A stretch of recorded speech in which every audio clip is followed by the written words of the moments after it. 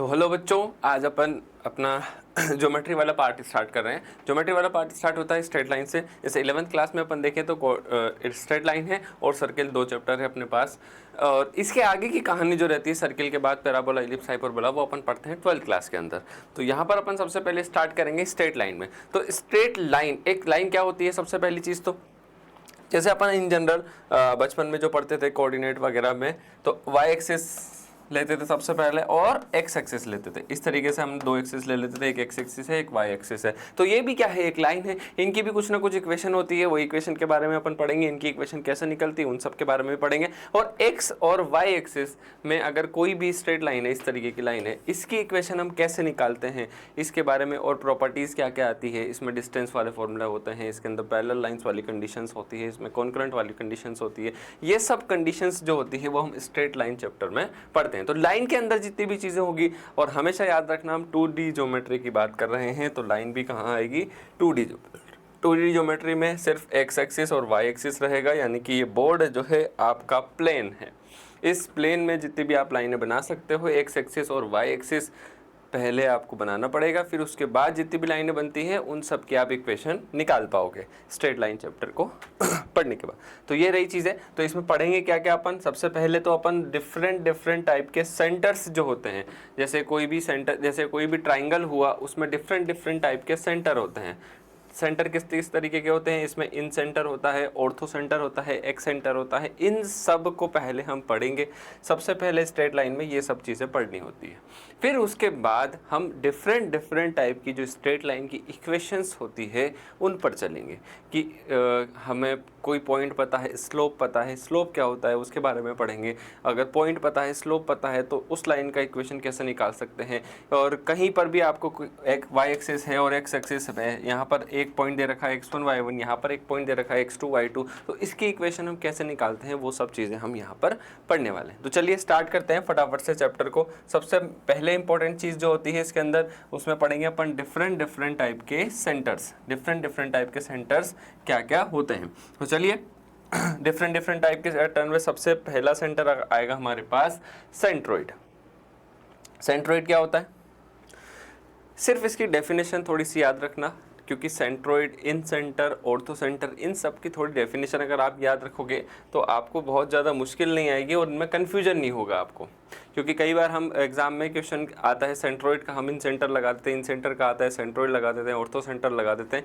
इसलिए आप इनकी डेफिनेशन याद रखना। अगर आप थोड़ी सी डेफिनेशन का आइडिया रखेंगे तो आपसे ये इक्वेशन भी सॉल्व हो जाएगी, इसकी जितने भी क्वेश्चन आएंगे वो भी सॉल्व हो जाएंगे। क्योंकि यहाँ पर प्रॉपर्टीज़ होती है, मेन चीज़ क्या है, प्रॉपर्टीज़ पर बेस क्वेश्चन ज़्यादा पूछे जाते हैं यहाँ पर। तो चलिए स्टार्ट करते हैं। The centroid is the point of intersection of medians. बस ये याद रखना कि होता क्या है, point of intersection of median, यानी कि हमारे पास एक ट्राइंगल है। ट्राइंगल में कितने वर्टिसेस होती हैं, 3 वर्टिसेस होती हैं। हर एक वर्टिसेस से सामने वाली साइड में मैं एक मीडियन डाल रहा हूँ। मीडियन क्या होती है, पहली चीज़ तो वो बता देते हैं, पर उसकी बात कर लेते हैं कि मीडियन क्या होती है। तो कोई भी एक ट्राइंगल अगर मैं ले लेता हूँ इस तरीके से, कोई भी एक ट्राइंगल ले लिया मैंने, एक ट्राइंगल ले लिया और इस वर्टिसेस से सामने वाली साइड पर एक लाइन डाली, और वो वाली लाइन क्या कर रही है, इसको 2 इक्वल पार्ट में डिवाइड कर रही है। एक वर्टिस लिया, सामने वाली साइड पर 2 इक्वल पार्ट में डिवाइड कर रही है। तो ये जो लाइन होगी, ये जो लाइन, ये ए मान लेते हैं और ये डी, एडी जो लाइन होगी, ये है इस ट्राइंगल की मीडियन। तो मैंने क्या किया, तीनों वर्टिसेस से तीनों साइड पर मीडियन डाल दी। तो उनका जो इंटरसेक्शन पॉइंट आएगा वो क्या कहलाता है मेरे पास, इन सेंटर, सेंट्रोइड कहलाता है। क्या कहलाता है, सेंट्रोइड कहलाता है। इसके कोऑर्डिनेट कैसे आएंगे, इसके कोऑर्डिनेट बहुत आसानी से आ जाते हैं। अब ये सेंट्रोइड में क्या खासियत होती है कि ये जो मीडियन आई है, मान लीजिए कि यहाँ पर सेंट्रोइड है,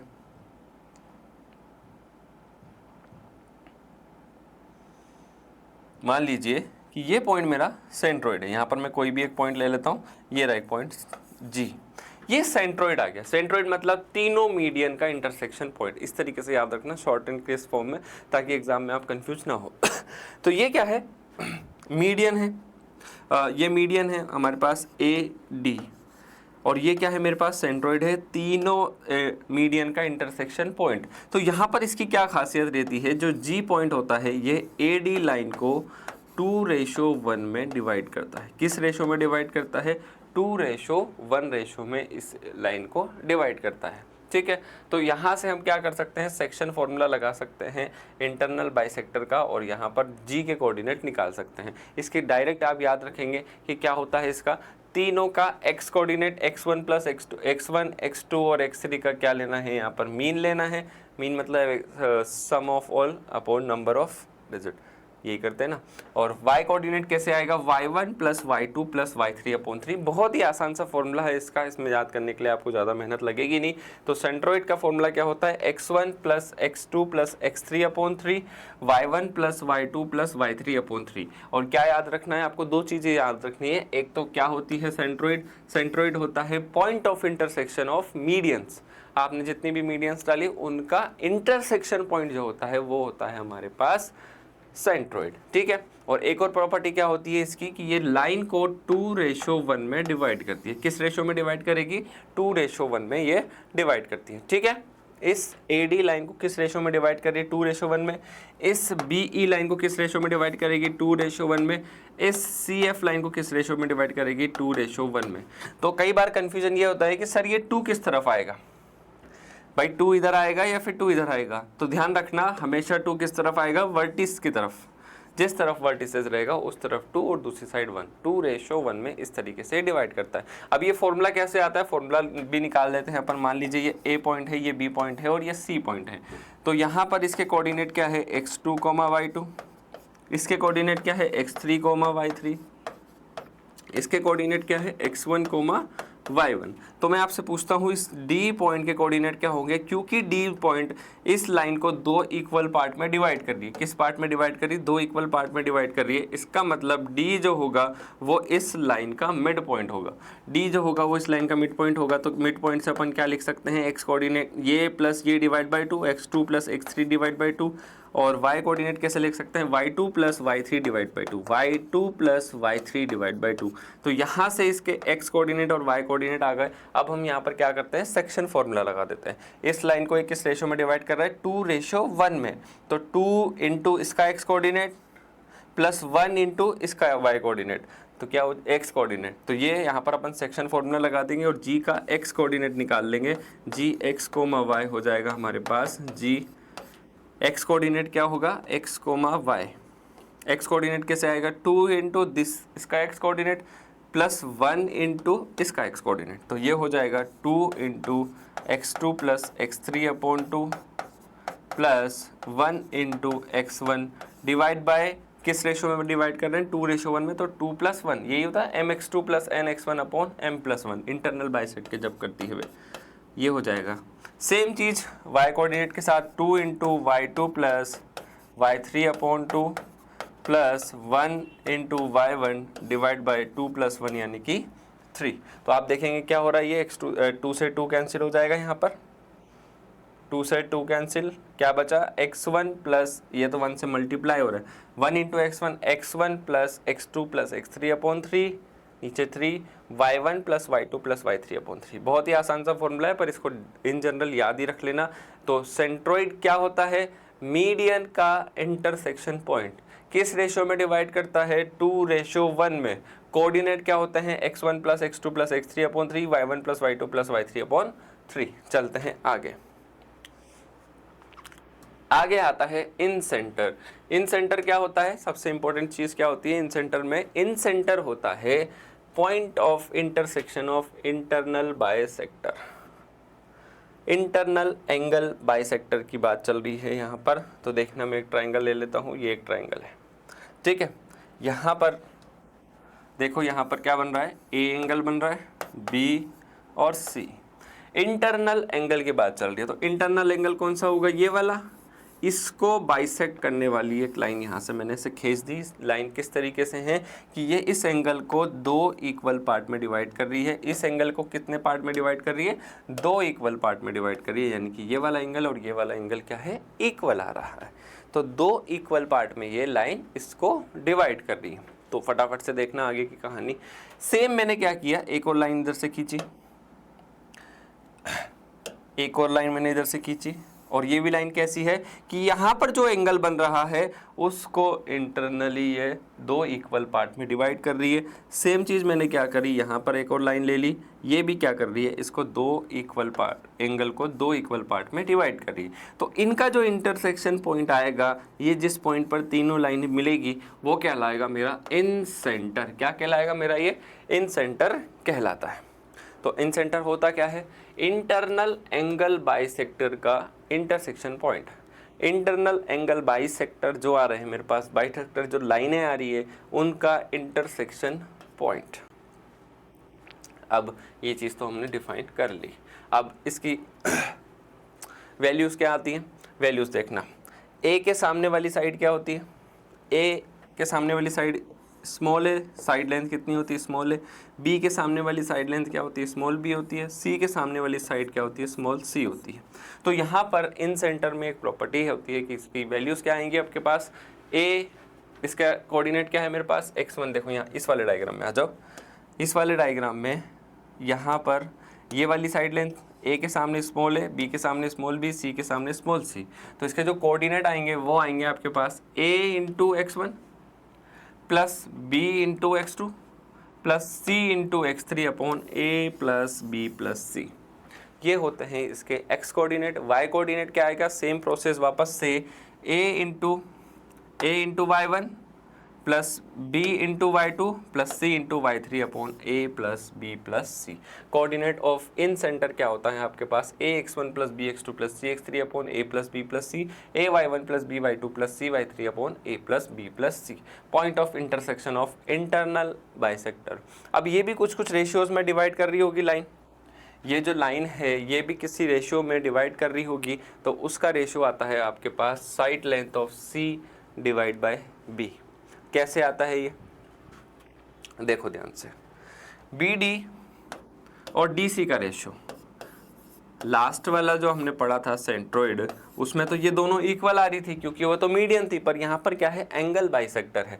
और एंगल बाइसेक्टर होता है वो किसी रेशियो में इस लाइन को डिवाइड करता है। किस रेशियो में डिवाइड करेगा, BD के साथ में कौन सी वाली साइड है, C साइड है, और CD के साथ में कौन सी वाली साइड है, B साइड है। तो इसका रेशियो जो आएगा इक्वल्स टू हो जाएगा आपके पास C बाय B। क्या हो जाता है, ये C बाय B हो जाता है।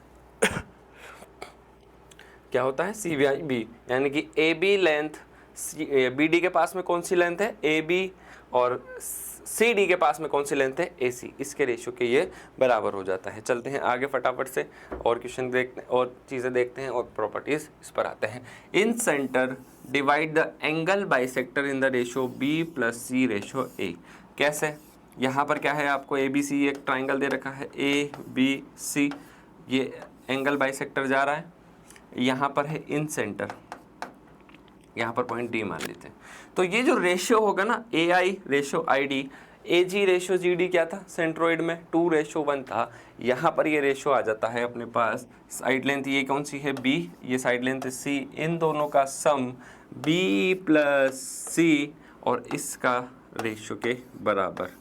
इसका मतलब ये जो रेशो है AI और ID की वैल्यू क्या आ जाती है, B plus C ratio A के बराबर आ जाती है। इन सेंटर में प्रॉपर्टी होती है, एंगल बाइसेक्टर क्या करता है, इस रेशो में ये वाली लाइन को डिवाइड करता है। इन सेंटर इस लाइन को इस रेशो में डिवाइड करता है। Incentre divide the angle bisector in the ratio B plus C ratio A। और दूसरा, अगर आप मान लीजिए यहाँ से एक इन सेंटर लोगे तो ये किस रेशो में डिवाइड करेगा, C plus A divide by B। और ये वाला आप जब लाइन लोगे, ये वाला एंगल बाइसेक्टर लोगे तो इसको किस रेशियो में डिवाइड करेगा, ये B plus A ratio C में डिवाइड करेगा। ठीक है, यहाँ तक की चीज़ें अपन क्लियर होंगी। इन सेंटर डिवाइड किस रेशियो में करता है अपन ने देख लिया। आगे चलते हैं फटाफट से। ये सेंटर्स पढ़ना इंपॉर्टेंट बात है क्योंकि इस पर डायरेक्ट क्वेश्चन पूछे जाते हैं। इन सेंटर की एक और खासियत क्या है, आप देख रहे होंगे कि आप यहाँ पर इन सेंटर को एक क्या मान ले, इन सेंटर में एक और खासियत क्या होती है कि यहाँ पर क्या करो आप, इन सेंटर को अगर आप यहाँ पर एक सेंटर मान लो और इतनी रेडियस का एक सर्किल खींचोगे तो ये एक इंस्क्राइब सर्किल हो जाएगा। इस ट्राइंगल के अंदर एक सर्किल बन जाएगा, इंस्क्राइब सर्किल। और ये कहाँ पर टच करेगा? जो साइड होंगी, जो ट्राइंगल की साइड होंगी, ये इसकी क्या कहलाएंगी? टेंजेंट कहलाती है। ये इसकी क्या हो जाएगी? टेंजेंट हो जाएगी। ठीक है, तो सर्किल में भी ये चैप्टर क्या हो जाता है? मिक्स हो जाता है। वहाँ पर भी कई सारे क्वेश्चन इस पर बेस आ जाते हैं कि एक इंसेंटर है और ये टेंजेंट जा रही है, टेंजेंट की इक्वेशन निकालो या लेंथ निकालो, और ये परपेंडिकुलर डिस्टेंस हो जाएगी। ऑब्वियस सी बात है, क्योंकि ये क्या होगी? इसकी रेडियस हो जाएगी। रेडियस क्या हो जाएगी? इस इन सेंटर से इसकी इस लाइन की परपेंडिकुलर डिस्टेंस, जिसका फॉर्मूला डायरेक्ट होता है, जो कि मैं अभी आपको बताने वाला हूँ जब अपन स्ट्रेट लाइन पर एंटर कर जाएंगे। जब अपन काफ़ी सारी इक्वेशंस, काफ़ी सारी टाइप की इक्वेशंस पढ़ लेंगे, उसके बाद आएगा अपने पास परपेंडिकुलर डिस्टेंस वाला फॉर्मूला। आगे चलते हैं, फटाफट से आगे की कहानी पढ़ते हैं। सरकम सेंटर। सरकम सेंटर क्या होता है? सरकम सेंटर होता है point of intersection of perpendicular bisector. देखना ध्यान से, क्या लिखा हुआ है? Perpendicular bisector of sides. ध्यान देना, यहाँ पर एक पॉइंट से आपने परपेंडिकुलर बाइसेक्टर नहीं डाल रहे हो, हर एक लाइन का परपेंडिकुलर बाइसेक्टर होता है।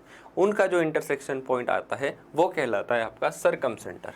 और सरकम सेंटर को आप एक सेंटर माने और किसी भी एक वर्टिस से आप क्या ले लें? लेंथ या फिर रेडियस ले लें, तो एक सर्किल बनाओगे तो ये सर्कमस्क्राइब करेगा इस ट्राइंगल को।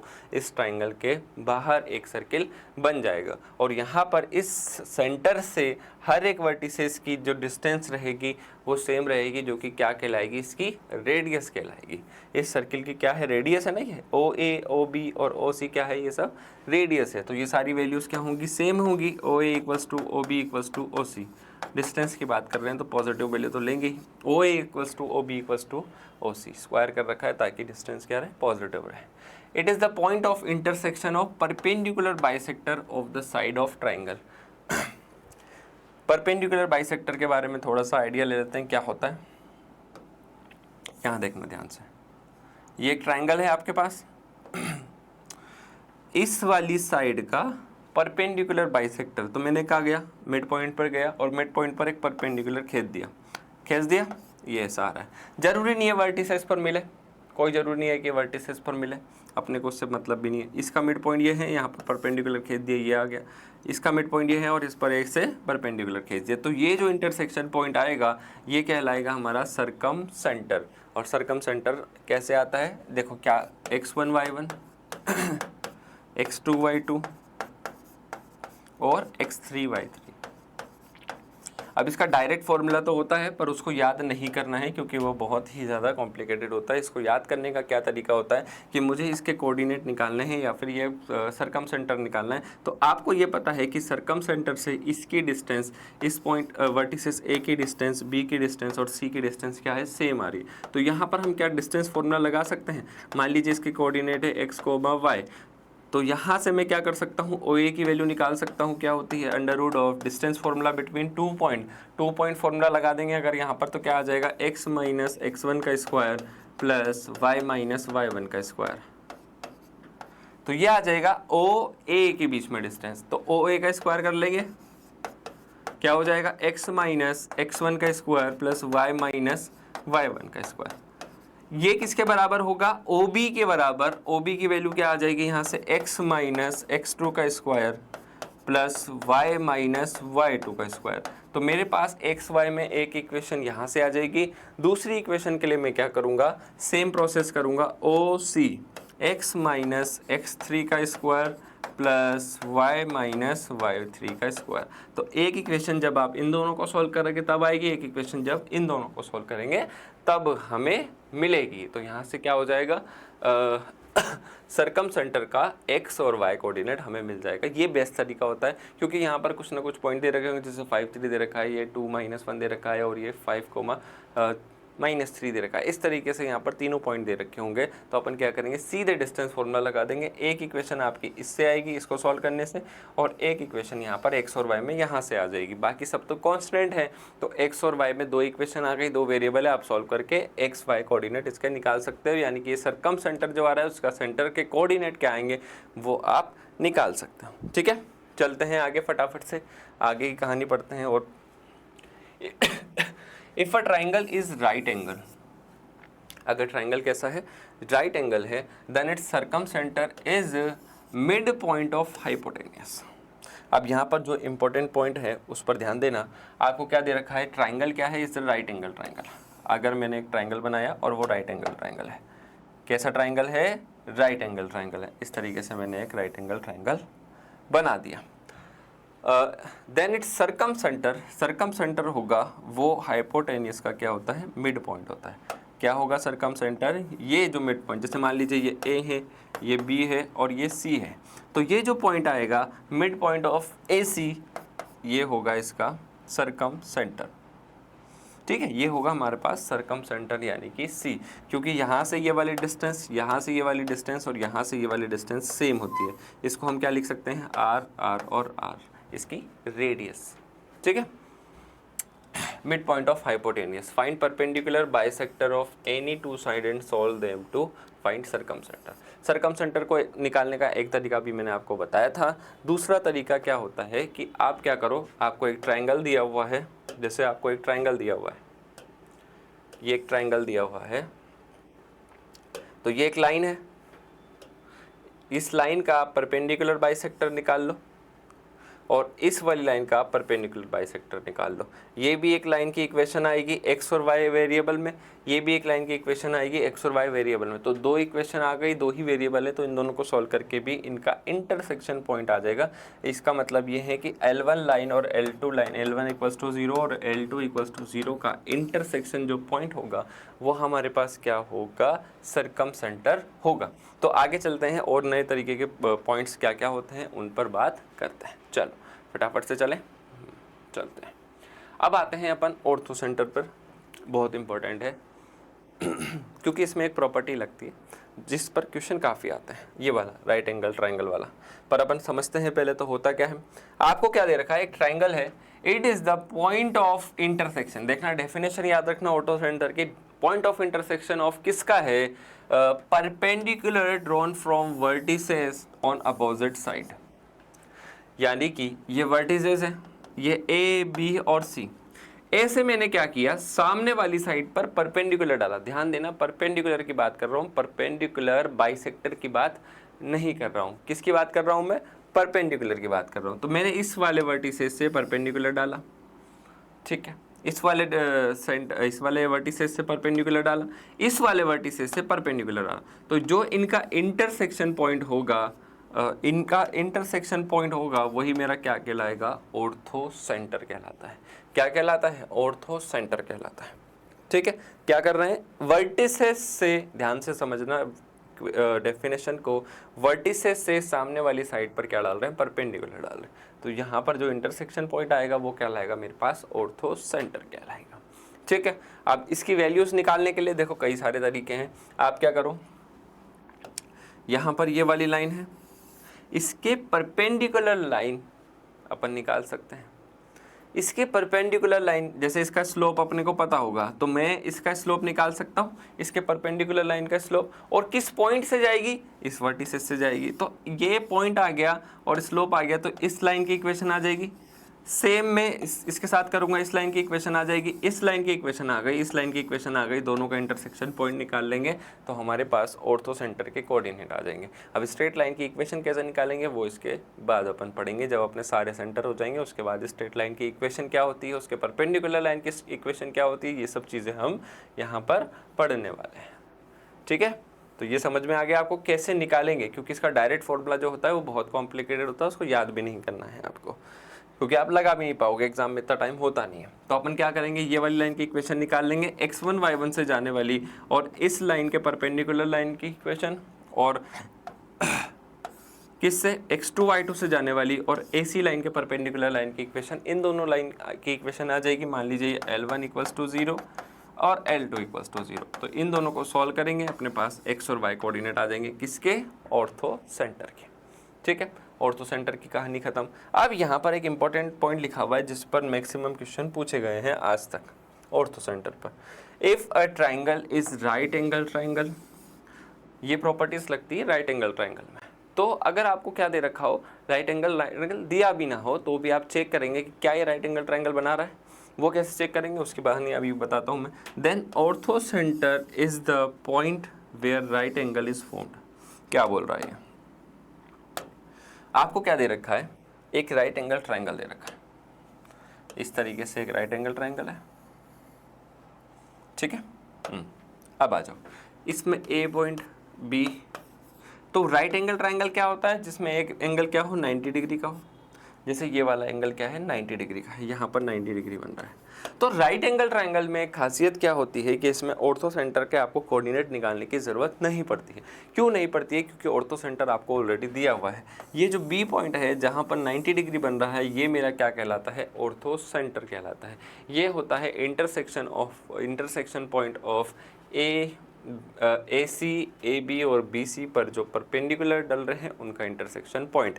कैसे? आप बोलोगे सर ठीक है, ए बी का तो माना 90 डिग्री बनना है, परपेंडिकुलर आ रहा है, बी सी का भी माना, पर यहाँ से तो आप यहाँ से एक 90 डिग्री परपेंडिकुलर डाल सकते हो, इस पॉइंट से भी आप क्या कर सकते हो, 90 डिग्री पर। तो ये इंटरसेक्शन पॉइंट इस लाइन का और इस लाइन का और इस लाइन का कहाँ आ रहा है? जहाँ पर आपको 90 डिग्री मिल रहा है, जहाँ पर आपको क्या बन रहा है, 90 डिग्री बन रहा है। तो ortho centre right angle triangle में कहाँ बनता है? जहाँ पर 90 डिग्री फॉर्म हो रहा है, यानी कि वो वर्टिसेस जहाँ पर 90 डिग्री फॉर्म हो रहा है वो हमारा क्या कहलाएगा? ऑर्थो सेंटर कहलाएगा, ठीक है। जैसे मान लीजिए इसके कोऑर्डिनेट है x1, y1, इसके हैं x2, y2 और इसके हैं x3, y3। तो डायरेक्ट आप बता सकते हो कि ऑर्थो सेंटर के कोऑर्डिनेट क्या होंगे, x3, y3। बस आपको ये चेक करना पड़ेगा क्या ये राइट एंगल ट्राइंगल है। और वो कैसे चेक कर सकते हो आप? ए के सामने वाली साइड स्मॉल है, बी के सामने वाली साइड स्मॉल बी, सी के सामने वाली साइड स्मॉल सी। तो यहाँ पर पाइथागोरस प्रमेय लगा सकते हैं, पाइथागोरस थ्योरम लगा सकते हैं। तो वो क्या बोलती है? हाइपोटेन्यूज का स्क्वायर इक्वल्स टू बेस का square A square plus perpendicular का square B square equals to A square plus C square. जैसे ही आपके पास ये कंडीशन आ गई तो ऑर्थो सेंटर के कोऑर्डिनेट आ गए। तो अपन क्या करेंगे, जब भी क्वेश्चन आएगा ऑर्थो सेंटर निकालने का, तो सबसे पहले ट्राइंगल देखेंगे कि कौन सा फॉर्म हो रहा है। और वो तो अपने को चेक करना ही है, क्योंकि आगे अपने को एक और प्रॉपर्टी पढ़ेंगे, उस इफ़ अ ट्राइंगल इज, उसको बोलते हैं ये वाली प्रॉपर्टी। अगर कोई भी ट्राइंगल क्या है, इक्विलैटरल ट्राइंगल है। कैसा ट्राइंगल है? इक्विलैटरल ट्राइंगल है। तो आप चाहे सेंट्रोइड निकालो। सेंट्रोइड कैसे निकालते हैं? x1 plus x2 plus x3 upon 3 और y1 plus y2 plus y3 upon 3। या फिर इन सेंटर निकालो। इन सेंटर कैसे निकालते हैं? ax1 plus by1 plus c upon a plus b plus c, ay1 plus by2 plus cy3 upon a plus b plus c। या फिर ortho centre निकालो। Ortho centre कैसे निकालते हैं? परपेंडिकुलर से एंड सरकम सेंटर, कुछ भी निकालो आप, वो सब क्या होते हैं? कोइंसाइड्स करते हैं। कोइंसाइड का मतलब आप चाहे ये निकालो तो इसका मतलब वही इन सेंटर के बराबर होगा, वही ऑर्थो सेंटर के बराबर होगा, वही सरकम सेंटर के बराबर होगा। ऐसा क्यों होता है? क्योंकि इक्विलैटरल ट्राइंगल में तीनों साइड बराबर आती है। तो आप चाहे उसमें मीडियन लो या फिर परपेंडिकुलर डालो या फिर परपेंडिकुलर बाइसेक्टर करो। जैसे मान लीजिए मैंने इसमें मीडियन डाली, ठीक है, मीडियन डाल दी। मीडियन जो होगी वो परपेंडिकुलर भी होती है। इसका मतलब ये जो मिलेगा, मैंने क्या किया, यहाँ पर सेंट्रोइड निकाला। सबसे पहले मैंने क्या किया, मीडियन डाल दी। तो जो मीडियन होगी ना, जो मीडियन होगी वो परपेंडिकुलर भी होगी। इसका मतलब मुझे क्या मिला, परपेंडिकुलर बाइसेक्टर मिल गया अपने आप ही, और ऑर्थो सेंटर भी मिल गया क्योंकि सामने वाली वर्टिसेस से परपेंडिकुलर डाल दिया। और साथ ही साथ अगर ये दोनों वैल्यू सेम हैं तो ये वाले एंगल भी क्या हो जाते हैं, सेम हो जाते हैं, क्योंकि ये सारी साइड क्या है, इक्वल आ रही है। इसका मतलब ये एंगल बाइसेक्टर भी है, एंगल को भी दो इक्वल पार्ट में डिवाइड करेगी। ये सिर्फ किसके लिए है, इक्विलैटरल ट्राइंगल। इक्विलैटरल ट्राइंगल में ये खासियत होती है। आगे देखना, आगे एक और प्रॉपर्टीज दे रखी है बहुत इंपॉर्टेंट। अगर ट्राइंगल इक्विलैटरल नहीं हो तो ये वाली प्रॉपर्टीज़ आपको यूज़ करनी है। मान लीजिए आपने सेंट्रोइड निकाल लिया, बहुत ही आसानी से तीनों का सम किया। आपने सरकम सेंटर भी निकाल लिया, पर ऑर्थो सेंटर आपसे नहीं निकल रहा है। आपको इन तीनों में से दो कोई से भी आपको कोऑर्डिनेट दे रखे हैं। तो यहाँ पर ये वाली प्रॉपर्टी लग जाएगी, orthocentre, centroid and circumcentre are always क्या है, कोलीनियर होते हैं। इसका मतलब कोई भी रैंडम ट्राइंगल में ले लेता हूँ कोई सा भी रैंडम ट्राइंगल ले लेता हूँ, ठीक है। ये वाली लाइन है, ये एक लाइन है, तो ये क्या कहता है, इसकी प्रॉपर्टी क्या कहती है, मान लीजिए सेंट्रोइड है यहाँ पर, तो इसी लाइन पर आपको सेंट्रोइड भी सरकमसेंट ऑर्थो सेंटर भी मिलेगा और इसी लाइन पर आपको सरकम सेंटर भी मिलेगा। और साथ ही साथ इनके बीच में एक प्रॉपर्टी होती है कि सेंट्रोइड जो होगा ये divide the line joining orthocentre and circumcentre in the ratio 2:1, in the ratio of 2:1। इसका मतलब ये एक ही लाइन पर होते हैं H G O, और इनमें क्या रिलेशन होता है, किस रेशो में डिवाइड करते हैं, 2:1 में ये लाइन को डिवाइड कर रहे होते हैं। तो orthocentre, centroid and circumcentre are always collinear and centroid divides the line joining orthocentre and circumcentre in the ratio 2:1। तो H G O एक ही लाइन में होते हैं, कोलिनियर होते हैं, और ये किस रेशो में डिवाइड करते हैं, 2:1 में डिवाइड करते हैं इन्हें। आप मान लीजिए अब ये वाला कोऑर्डिनेट पता है, ये वाला कोऑर्डिनेट पता है, तो सेक्शन फॉर्मूला लगा सकते हैं ना अपन, 2:1 से ये वाले कोऑर्डिनेट अपने को मिल जाएंगे, ये वाला कोऑर्डिनेट मिल जाएगा। मान लीजिए ये वाला पता है, ये वाला पता है, वापस से इंटरनल एंगल बाइसेक्टर लगा देंगे, ये वाला आ जाएगा, इंटरनल सेक्शन फॉर्मूला लगा देंगे इसमें इंटरनल वाला, तो 2:1 से अपन यहाँ से ही निकाल सकते हैं। In an isosceles triangle centroid isosceles triangle में क्या प्रॉपर्टी होती है, centroid orthocentre and incentre circumcentre lies on the same line. देखो यहाँ पर सिर्फ 3 की बात हो रही थी, सेंट्रोइड, ऑर्थो सेंटर और सरकम सेंटर। ये किसकी बात है, सारे ट्राइंगल जो आ रहे हैं सिवाय इक्विलेटरल ट्राइंगल, क्योंकि वहाँ तो वो कौन साइड हो गए। अगर इक्विलेटरल ट्राइंगल नहीं है, आइसोसेलेस ट्राइंगल, ये प्रॉपर्टीज क्यों पढ़ा रहा हूँ मैं, क्योंकि यहाँ से ही क्वेश्चन बनेंगे। आपको डायरेक्ट जो क्वेश्चन आएगा वो अलग अलग ऐसे इक्विलेटरल ट्राइंगल पे आ गया, या फिर राइट एंगल ट्राइंगल पर आ गया, या आइसोसेलेस ट्राइंगल पर आ गया, तो आपके पास क्वेश्चन बनने की संभावना क्या है, ज़्यादा हो जाती है, पॉसिबिलिटी तब ज़्यादा हो जाएगी। और मैक्सिमम क्वेश्चन में यही होता है, पर आपको चेक करना पड़ेगा कि ये वाला ट्राइंगल बन रहा है कि नहीं बन रहा है। अगर मैंने देखा कि आइसोसेलेस ट्राइंगल आ रहा है, यानी कि 2 साइड इक्वल आ गई, तब क्या कंडीशन होती है कि जो सेंट्रोइड होगा, ऑर्थो सेंटर, मतलब सारे सेंटर जो होते हैं वो सेम लाइन पर आते हैं। इसका मतलब अगर मैंने यहाँ पर एक लाइन ली और ये क्या है, एक आइसोसेलेस ट्राइंगल है, 2 साइड्स क्या आ रही है, इक्वल आ रही है, तो इसी पर ही H होगा, इसी पर ही G होगा, इसी पर ही I होगा, सारे पॉइंट्स क्या होते हैं, इसी लाइन पर होंगे। पर किस रेशो में डिवाइड करेंगे वो फिक्स नहीं है, पर ये वाला तो फिक्स है कि orthocentre, centroid and circumcentre 2:1 में ही डिवाइड करेंगे। कोई सा भी ट्राइंगल हो, आइसोसेलेस हो तो आइसोसेलेस में भी 2:1 वाली कंडीशन लगेगी ही लगेगी। ठीक है, आगे चलते हैं, फटाफट से आगे की कहानी पढ़ते हैं, आगे और क्या है। सबसे इंपॉर्टेंट चीज़ पर आते हैं, जिस पर सबसे ज़्यादा क्वेश्चन पर बनते हैं, different form of straight line. तो different form of straight line के लिए सबसे पहली चीज़ तो स्लोप क्या होता है, स्लोप होता है हमारे पास m। उसका मतलब क्या होता है पहले वो बता देता हूँ। देखो मान लीजिए ये y एक्सिस, ये x एक्सिस,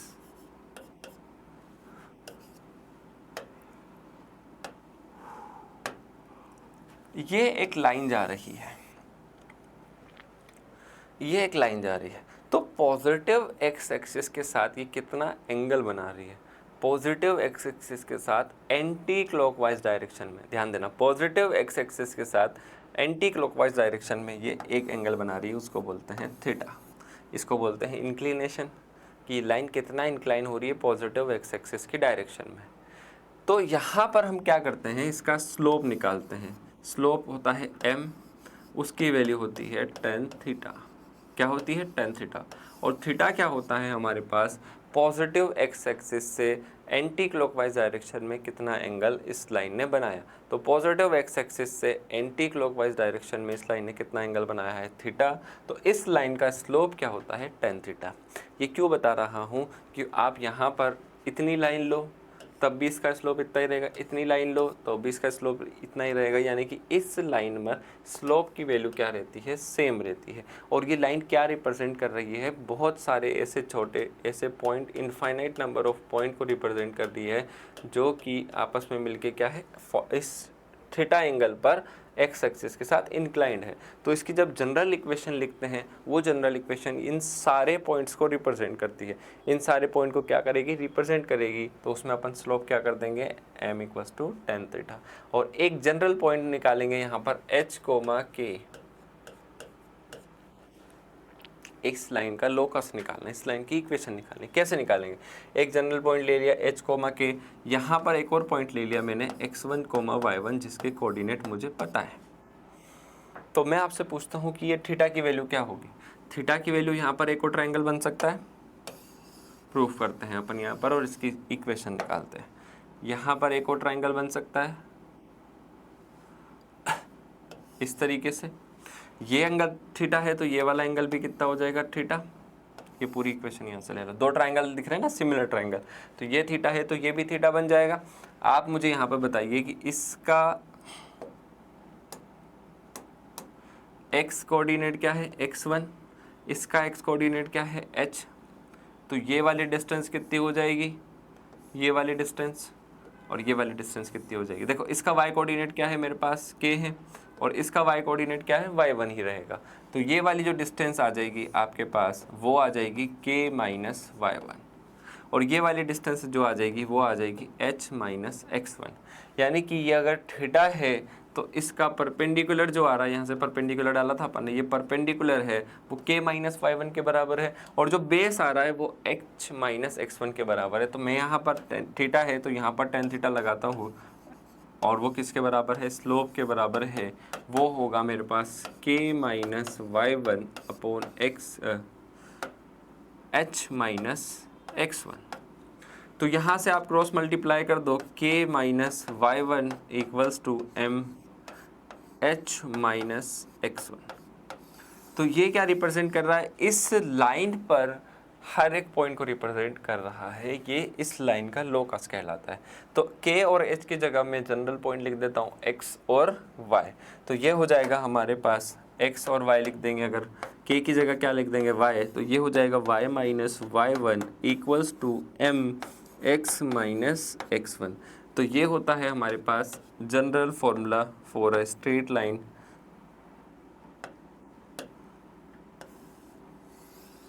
ये क्या है, एक जनरल फॉर्मूला है स्ट्रेट लाइन का, जिसका एक पॉइंट मुझे पता है y1 और x1, और उस लाइन का मुझे क्या पता है, स्लोप पता है। जैसे ही अपन इक्वेशन लिखेंगे ना, जैसे आपको क्वेश्चन दिखेगा तो क्वेश्चन में क्या दिया हुआ है उससे डिसाइड होगा कि आप कौन सा वाला फॉर्म बताओगे। क्योंकि मेरे पास फॉर्म तो बहुत सारे हैं। स्ट्रेट लाइन की कितनी सारी इक्वेशन आती है, एक तो स्लोप इंटरसेप्ट फॉर्म होता है, पॉइंट स्लोप फॉर्म होता है, पॉइंट और स्लोप दिया हुआ होगा, 2 पॉइंट फॉर्म होता है यानी कि 2 पॉइंट दिया हुआ होगा, इंटरसेप्ट फॉर्म होता है यानी कि इंटरसेप्ट आपको दिए हुए होंगे, नॉर्मल फॉर्म यानी कि उस क्वेश्चन में आपको नॉर्मल परपेंडिकुलर डिस्टेंस दे रखी होगी, या फिर इस तरीके से यहाँ पर दिया हुआ होगा, क्या परपेंडिकुलर डिस्टेंस दी होगी। ये सब मैं आपको बताऊंगा कि कैसे। पैरामेट्रिक फॉर्म क्या होता है उसकी कहानी भी हम यहाँ पर पढ़ने वाले हैं। ठीक है, तो आपको क्वेश्चन में क्या दिया है उससे डिपेंड करेगा कि उस स्ट्रेट लाइन की इक्वेशन क्या आएगी, और उसके आगे की कहानी भी वही डिसाइड करेगा। चलें फटाफट से आगे चलते हैं। चलो, तो अभी हमने जनरलाइज फॉर्मूला किया। इसमें क्या दिया हुआ था मुझे, एक तो पॉइंट दिया हुआ है y माइनस y1 और x1, इस लाइन पर कोई भी एक पॉइंट दिया हुआ है x1 कोमा y1, और इस लाइन का स्लोप दिया हुआ है या फिर एंगल दिया हुआ है। तो इस लाइन की इक्वेशन क्या आएगी मेरे पास, y minus y1 equals to mx minus x1। इसको क्या बोलते हैं, पॉइंट स्लोप फॉर्म बोलते हैं। क्या बोलते हैं, पॉइंट स्लोप फॉर्म बोलते हैं। तो पॉइंट स्लोप फॉर्म क्या आ जाएगी अपने पास, y minus y1 equals to mx minus x1। अब आ जाइए, m क्या है, स्लोप ऑफ लाइन है, it passes through a point x1 y1, then its equation. अभी जो मैंने आपको बताया डेरिवेशन वो इससे हो जाएगा, पर हमें सारे डेरिवेशन नहीं करने। एक से अपन ने समझ लिया कि किसी भी इक्वेशन का मतलब किसी भी लोकस निकालना है तो वो कैसे निकालते हैं। अपन जनरल पॉइंट मान लेते हैं h कोमा के। अब जो कंडीशन दे रखी है उसको सेटिस्फाई करा दिया इक्वेशन में h और k का एक्स और वाई से एलिमिनेट कर दिया। ये आ जाएगा अपने पास लोकस ऑफ एक स्ट्रेट लाइन। आगे आते हैं slope intercept form.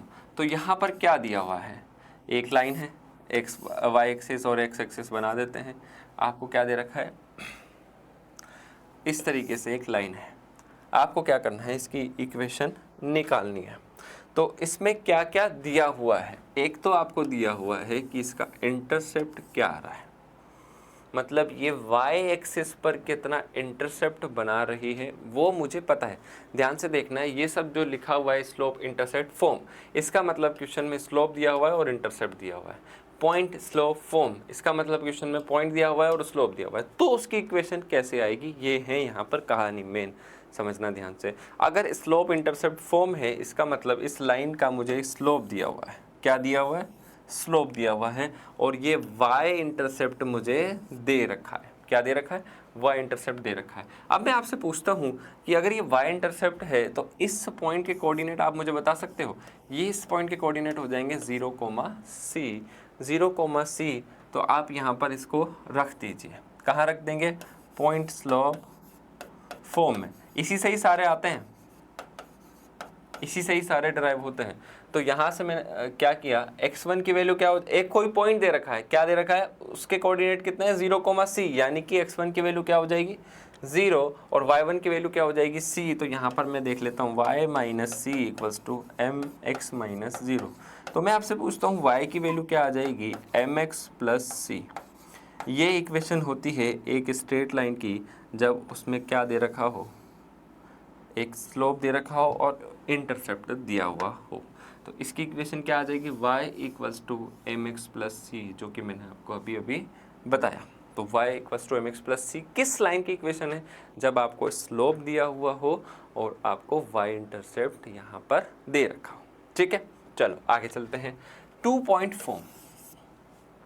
2 point form का मतलब क्या है, आपको स्लोप नहीं दिया हुआ है, स्लोप नहीं दिया हुआ है, बस दो पॉइंट दे रखे हैं। जैसे एक स्ट्रेट लाइन है ये, इस पर क्या है, एक पॉइंट है x1, y1 और इस पर एक पॉइंट है x2, y2।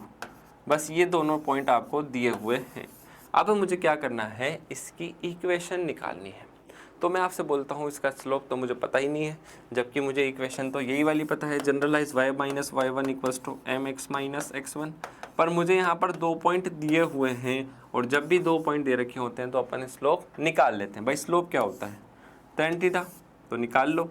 थीटा की वैल्यू क्या आएगी, ये y2 है, ये इसके y कोऑर्डिनेट y1 है, तो ये वाली लाइन हो जाएगी y2 माइनस y1, और ये वाली लाइन की कितनी हो जाएगी, x2 माइनस x1। तो आप यहाँ पर लगा दो tan थीटा, वो हो जाएगा स्लोप, जो कि किसके बराबर होगा, अपना होगा y2 minus y1 upon x2 minus x1 के। तो ये हो जाएगा y minus y1 equals to y2 minus y1 upon x2 minus x1 into x minus x1।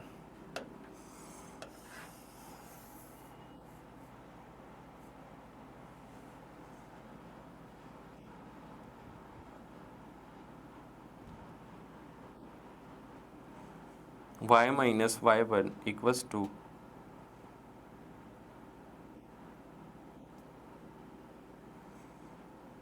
क्या हो जाएगा, ये वाला हो जाएगा। अब आप यहाँ पर क्रॉस मल्टीप्लाई कर दो, आंसर निकाल लो, तो भी आपके पास वही सेम चीज़ रहेगी।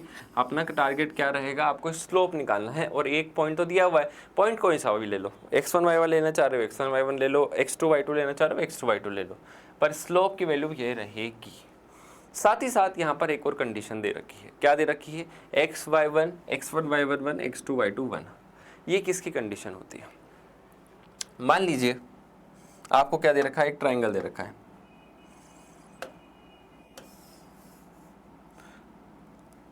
इस पॉइंट के कोऑर्डिनेट x1, y1, इस पॉइंट के कोऑर्डिनेट x2, y2 और इस पॉइंट के कोऑर्डिनेट x3, y3। वेक्टर वगैरह में भी ये चीज़ पढ़ते हैं अपन। क्या दे रखा है, x1 y1, x2 y2, x3 y2। इस ट्राइंगल का एरिया निकालना है मुझे। वो कैसे आता है, वो आता है x1 y1 1, x2 y2 1 और x3 y3 1। यानी कि इस डिटरमिनेंट को आप सॉल्व करोगे तो आपके पास इस ट्राइंगल का एरिया आ जाएगा। पर मान लीजिए यहाँ पर जो ट्राइंगल है उसका एरिया 0 आ रहा है, तो 0 कैसे आ सकता है, किसी भी ट्राइंगल का एरिया 0 कैसे आ सकता है, आप सोचो।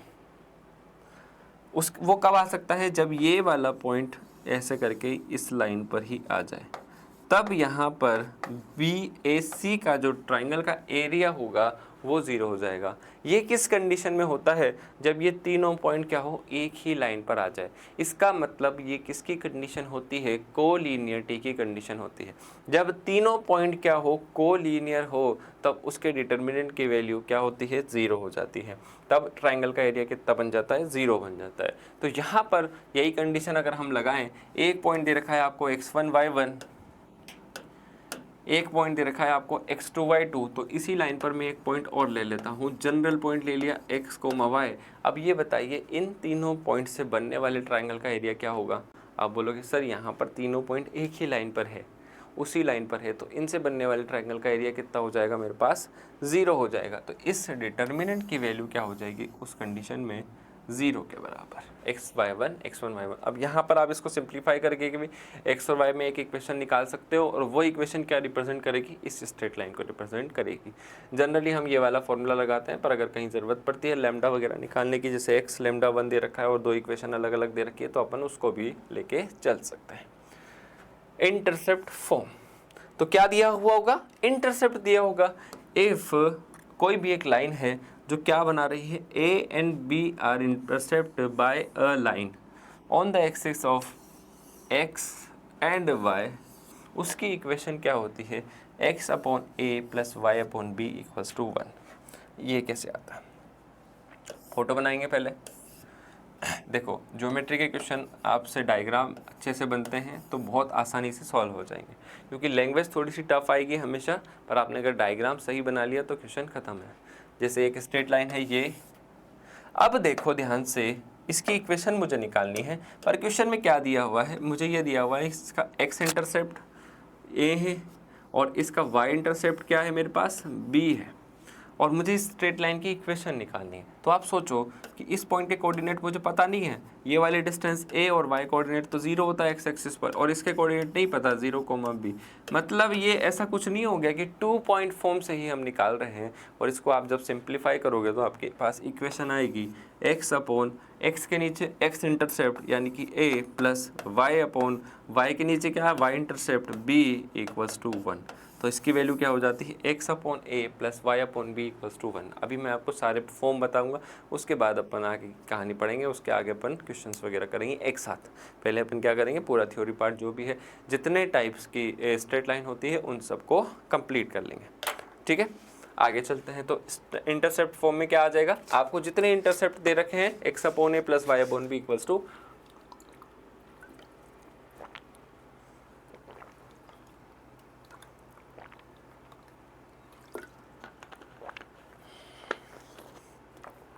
चलो नॉर्मल फॉर्म। नॉर्मल मतलब आपको नॉर्मल दिया हुआ होगा। नॉर्मल कैसे दिया होगा? ऐसे दिया होगा, आपके पास x एक्सिस है, y एक्सिस है, ठीक है, और एक स्ट्रेट लाइन आपके पास ऐसे जा रही है। और मुझे क्या दिया हुआ है? मुझे दिया हुआ है सेंटर से इसकी परपेंडिकुलर डिस्टेंस, वो दे रखी है मुझे p, और मुझसे बोला है इस स्ट्रेट लाइन की इक्वेशन निकालो। तो मुझे एक और चीज़ मिलनी चाहिए, वो क्या मिला हुआ है? जो ये परपेंडिकुलर, अब देखो लाइन मेरे पास ये है, पर मुझे परपेंडिकुलर डिस्टेंस दी हुई है। डिस्टेंस हमेशा पॉजिटिव होती है इस टाइप की इक्वेशन लगाने के लिए, याद रखना। यहाँ पर मुझे क्या दिया हुआ है? परपेंडिकुलर डिस्टेंस दे रखी है p के बराबर, और मेरे पास ये पता है कि ये जो एंगल बना रहा है, ये जो स्ट्रेट लाइन एंगल बना रही है वो क्या है? अल्फ़ा है।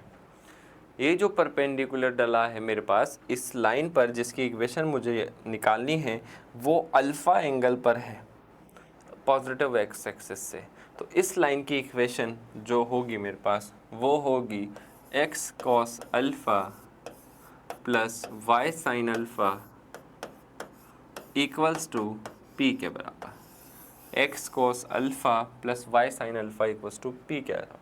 p क्या होता है? ऑलवेज पॉजिटिव, क्योंकि डिस्टेंस कभी भी नेगेटिव नहीं होती। आपने कभी ऐसे बोला है कि मेरा घर स्कूल से -11 किलोमीटर पर है? नहीं बोला। 11 किलोमीटर पर है। पी क्या है? डिस्टेंस है जो कि हमेशा पॉजिटिव होती है, और ये एक एंगल है जो कि 0 से 2 पाई के बीच में हो सकता है। देखो ये वाली कंडीशन कब लगानी है?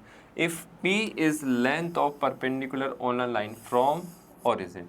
अगर आपको ओरिजिन से आपको जिस इक्वेशन की लाइन निकालनी है उससे परपेंडिकुलर डिस्टेंस पता हो, और साथ में क्या पता हो, and alpha the angle which this perpendicular makes with positive x axis, और आपको ये पता हो कि पॉजिटिव एक्स एक्सिस से वो जो परपेंडिकुलर डिस्टेंस वाली आपने लाइन डाली है उसका एंगल कितना आ रहा है। अगर आपको ये दोनों चीज़ें पता है तो आप नॉर्मल फॉर्म में उस लाइन की इक्वेशन को निकाल सकते हो। Equation of this line is written as X cos alpha plus Y sine alpha equals to P. तो ये कब लगानी है? जब आपको परपेंडिकुलर डिस्टेंस दे रखी हो और जो परपेंडिकुलर डिस्टेंस वाली लाइन है वो पॉजिटिव एक्स एक्सिस से कितना एंगल बना रही है। अगर ये दोनों चीज़ें आपको पता है तो आप इजीली ये वाला फॉर्म लगा सकते हो। इसके बाद आते हैं अपन पैरामेट्रिक फॉर्म में। पैरामेट्रिक फॉर्म बहुत इंपॉर्टेंट है। जैसे मान लीजिए ये एक लाइन है, ठीक है, यहाँ पर एक पॉइंट है x1, y1, और यहाँ पर एक पॉइंट है x, y, और इन दोनों के बीच में डिस्टेंस r है। मुझे x1 और y1 के कोऑर्डिनेट पता है और ये r डिस्टेंस पता है, मतलब, और इस लाइन की इक्वेशन तो पता ही होगी, इसका मतलब ये थीटा भी पता है, और मुझे x और y के कोऑर्डिनेट निकालने हैं। क्या निकालना है? मुझे x और y के कोऑर्डिनेट निकालने हैं जो कि इससे r डिस्टेंस पर है। एक पॉइंट जो x1 y1 से r डिस्टेंस पर उसी लाइन पर है, ठीक है भाई। r डिस्टेंस पर इधर भी हो सकता है, पर उसी लाइन पर जो कि थीटा डिग्री एंगल बना रही है, यानी कि इसका स्लोप भी पता है, मुझे टेन थीटा की वैल्यू पता है, तो एक तरीके से आप ऐसा मान सकते हो कि थीटा भी पता है। तो यहाँ पर इसके कोऑर्डिनेट कैसे आते हैं? इसके कोऑर्डिनेट कैसे आते हैं? इसके कोऑर्डिनेट आते हैं x बराबर x1 plus r cos theta, y बराबर y1 plus r sin theta. ये इक्वेशन होती है पैरामेट्रिक फॉर्म में स्ट्रेट लाइन की इक्वेशन। इसको अपन कहाँ यूज़ करेंगे? जब अपने को पूछा होगा कि इतने डिस्टेंस पर एक पॉइंट है उसके कोऑर्डिनेट बताओ, या फिर इतने डिस्टेंस पर एक पॉइंट है उसके कोऑर्डिनेट दे रखे हैं, इस पॉइंट के कोऑर्डिनेट दे रखे हैं, तो इन दोनों के बीच में क्या है, डिस्टेंस कितनी आ रही है वो बताओ, या फिर ये एंगल कितना फॉर्म बन रहे हैं वो बताओ। तो यहाँ पर ये चीज़ें कब काम आएगी? जब आपको पॉइंट अज्यूम करना रहेगा आर डिस्टेंस पर उसी लाइन पर। तो वो कैसे कर पाएंगे अपन? जब हमें उस डिस्टेंस की वैल्यू निकालनी रहेगी, या तो तब ये दे रखा है तो डिस्टेंस की वैल्यू अपन निकाल लेंगे, या फिर आपको पॉइंट ही निकालना है आर डिस्टेंस पर उस लाइन पर, तब हम ये वाला फॉर्म लगाते हैं, ठीक है। तो ये कैसे होता है? h, के x r डिस्टेंस है और एंगल कितना बना रहा है, थीटा, तो उस पॉइंट के कोऑर्डिनेट क्या हो जाते हैं, x बराबर x1 plus r cos theta, y बराबर y1 plus r sin theta. ये आता कैसे है? जैसे आप देख लीजिए वापस से वही सेम चीज़ आता कैसे है। थीटा दे रखा है, थीटा दिया हुआ है, तो ये देखा, ये वाली लाइन कितनी डिस्टेंस हो जाएगी, x माइनस x1, भाई ये x कोऑर्डिनेट x है, इसका x1 है, और ये वाली लाइन जो हो जाएगी वो क्या हो जाएगी, y माइनस y1। तो मैं आपसे पूछता हूँ इस r का रिफ्लेक्शन इस डायरेक्शन में क्या होगा, r cos theta. r cos theta की वैल्यू किसके बराबर आ जाएगी, x माइनस x1 के बराबर। Vertical r sin theta, r sin theta की वैल्यू किसके बराबर आ जाएगी, y माइनस y1 के बराबर। तो हम यहाँ से क्या लिख सकते हैं, इसकी वैल्यू को x माइनस x1 बराबर r cos theta, y minus y1 बराबर r sin theta, x minus x1 बराबर r cos theta, y minus y1 बराबर r sin थीटा। इसको जनरलाइज फॉर्म में ऐसे भी लिख सकते हैं, क्योंकि x माइनस h अपन cos थीटा की वैल्यू क्या हो जाएगी, r, और दोनों इक्वेशन को हम बराबर कर देते हैं। ये होती है पैरामेट्रिक फॉर्म में equation of a straight line. जब भी आपको पैरामेट्रिक फॉर्म में ज़रूरत पड़ जाए या फिर डिस्टेंस की वैल्यू निकालनी पड़ जाए तो हम ये वाली इक्वेशन को यहाँ पर लगाते हैं, ठीक है बात। तो ये रही मेजर बातें। तो यहाँ पर अपन समराइज कर लेते हैं। अगर आपको एक पॉइंट दे रखा है और स्लोप दे रखा है तो इक्वेशन क्या होगी, y minus Y one equals to M X minus X one. ठीक है, इंटरसेप्ट दे रखा है और स्लोप दे रखा है, इंटरसेप्ट और स्लोप दे रखा है तो y equals to M X plus C. Intercept दे रखे हैं दोनों, x इंटरसेप्ट और y इंटरसेप्ट, तो क्या होगा x upon A plus Y upon B equals to 1। Perpendicular distance दे रखी है तो क्या होगा x cos alpha plus y sine alpha equals to p। Parametric form में x minus X one upon cos theta, y minus Y one upon sine theta equals to p। Point में 2 point अगर दे रखे हैं तो y minus Y one, अगर 2 point equals to y2 minus Y one upon x2 minus x1 into x minus x1। ये हो जाती है हमारे पास सारी टाइप की इक्वेशंस। स्ट्रेट लाइन में जितनी टाइप की इक्वेशंस होती है वो सब आपके बोर्ड पर लिखी हुई है, इन्हीं से ही आपके सारे क्वेश्चंस बनेंगे अगर स्ट्रेट लाइन के क्वेश्चन आते हैं तो चलते हैं आगे की कहानी पढ़ते हैं और क्या क्या चीज़ें यहाँ पर हमें पढ़नी है। ठीक है, आगे की कहानी यह है, position of 2 point with respect to a given line. आपको एक लाइन दे रखी है, उसके रेस्पेक्ट में अगर आपको स्ट्रेट लाइन की इक्वेशन दे रखी है। यहाँ पर क्या दे रखा है, आपको स्ट्रेट लाइन की इक्वेशन दे रखी है और आपको उसके रेस्पेक्ट में क्या निकालना है कि एक पॉइंट x1 y1 और x2 y2 की क्या निकालनी है, पोजीशंस निकालनी है कि वो दोनों पॉइंट उस स्ट्रेट लाइन के एक ही तरफ है, एक कंडीशन। दूसरी कंडीशन एक अलग अलग तरफ है, यानी कि P पॉइंट यहाँ है, Q पॉइंट यहाँ है। पहली कंडीशन ये होती है, दूसरी कंडीशन ये होती है। तो आपको कुछ भी नहीं करना, आपको स्ट्रेट लाइन की इक्वेशन दे रखी है, स्ट्रेट लाइन की जनरल इक्वेशन भी लिख लीजिए। जनरल इक्वेशन क्या होती है, स्ट्रेट लाइन की जनरल इक्वेशन बहुत काम की है। जनरल इक्वेशन क्या होती है किसी भी स्ट्रेट लाइन की, वो होती है ax plus by plus C equals to 0। ये होती है स्ट्रेट लाइन की जनरल इक्वेशन। तो मैं आपसे यहाँ से पूछता हूँ कि स्लोप क्या होगा, तो इसको आप y equals to M X plus C के फॉर्म में कन्वर्ट कर सकते हैं। तो यहाँ से स्लोप आता है मेरे पास माइनस x का मल्टीपल a y का multiple b minus of a by b। ठीक है, ये जनरल इक्वेशन होती है किसी भी स्ट्रेट लाइन की। यहाँ पर जितनी भी इक्वेशन है अगर आप उनको सिंप्लीफाई करोगे तो वो इसी फॉर्म में लिखी हुई होगी। ए की जैसे यहाँ पर ये वाला है तो A X plus B Y plus C तो लिखा हुआ है, ए की वैल्यू m है, b की वैल्यू -1 है और c की वैल्यू c ही। सेम यहाँ पर अगर अपन क्रॉस मल्टीप्लाई कर दे तो B X plus A Y minus A B, वही सेम बात हो गई। यहाँ पर भी यही चीज़ है। तो जनरल इक्वेशन में स्ट्रेट लाइन की इक्वेशन क्या होती है, A X plus B Y plus C equals to 0। आपको लाइन दे रखी है, आपको बताना है position of this point at this point with respect to this line. तो अपन क्या करेंगे, इस पॉइंट जो दे रखा है x1 y1 और x2 y2 उसको लाइन की इक्वेशन में रख देंगे। लेफ्ट हैंड साइड रखेंगे, कहाँ रखेंगे, लेफ्ट हैंड साइड में रखते हैं। तो point P and Q lines on the same side, अगर यहाँ पर दोनों के साइन में सेम साइन आ रहा है। जैसे मैंने क्या किया, ax1 plus by1 plus c की वैल्यू निकाली, मान लीजिए ये पॉजिटिव आ रहा है। फिर मैंने क्या किया, ax2 plus by2 plus c की वैल्यू निकाली, मान लीजिए ये भी पॉजिटिव आ रहा है। अगर इन दोनों का साइन सेम आ रहा है तो ये दोनों पॉइंट इस लाइन के एक ही तरफ होंगे, इस लाइन के एक ही तरफ होंगे।